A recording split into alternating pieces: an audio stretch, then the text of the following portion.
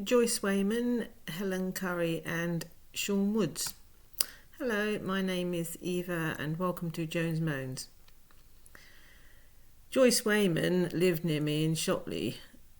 During World War II, she worked at the local post office and told me about how the war had impacted the village. Inside Shotley Church there is a plaque on the wall listing all the men that Shotley lost during the war. Joyce told me about two local lads, the Hart brothers, who had died. She said she'd received both telegrams at different times at the post office about the deaths of the Hart brothers. Joyce delivered the telegrams by hand, even though they were a mile or so from the post office and even further from where Joyce lived at the time. Joyce knew the men who had died and knew their parents too, and she would have known all the men listed on the plaque in the church. When Joyce moved out from her house, a lady from London bought it, and I got to know this lady quite well, and I also got to know her mother quite well, a lady called Helen Currie.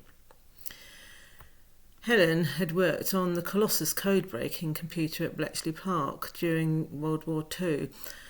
Colossus was the world's first digital computer, and it was the work at Bletchley Park that helped bring the war to an end. Colossus was developed by Tommy Flowers, and the main lecture theatre at BT's Adastral Park is named after him. I met Helen Currie several times. I remember sitting next to her in her daughter's new house, that's Joyce's old house. And Helen always had her laptop. It was her link to civilization. She always had problems connecting to the internet as the broadband was quite rubbish in Shotley. I think that was the reason for her daughter buying the house, to be disconnected from civilization. Shaun Woods is a local lad on the Shotley Peninsula. He also works for the post office and, like Joyce, in 2011, Shaun nearly lost his job as a postman. As with all other organisations, the post office started to introduce efficiency targets. Shaun had the same work ethic as Joyce, and he would deliver what he needed to, and he would also make sure everyone on his round was okay. And Shaun in 2011 would stop and have a chat with people like Joyce and have the odd cup of tea. And Shaun missed his efficiency targets and was threatened with redundancy.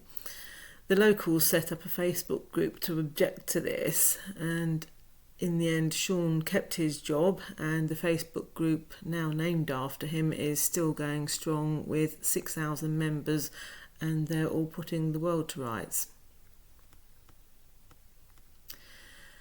I was working for BT in Suffolk on the 11th of September 2001. When the attacks on the World Trade Centre started, I was in the Tommy Flowers lecture theatre. In the afternoon of the 11th, I drove our department's apprentices to Oswestry, where BT's Network Management Centre was located.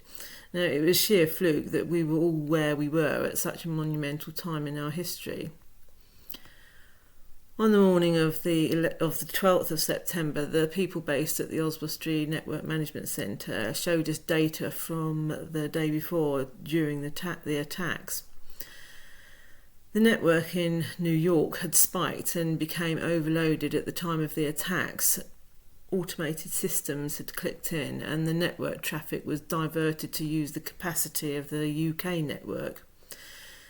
This automated diversion of network traffic from New York to the UK continued right the way through the morning, and while the fire services carried out their attempts to rescue people. President Bush announced a war on terror in the aftermath of the 9/11 attacks. Our communications networks were used to bring World War II to an end. They were used as a platform to start the war on terror and keep it going for no valid reason. Thank you for watching.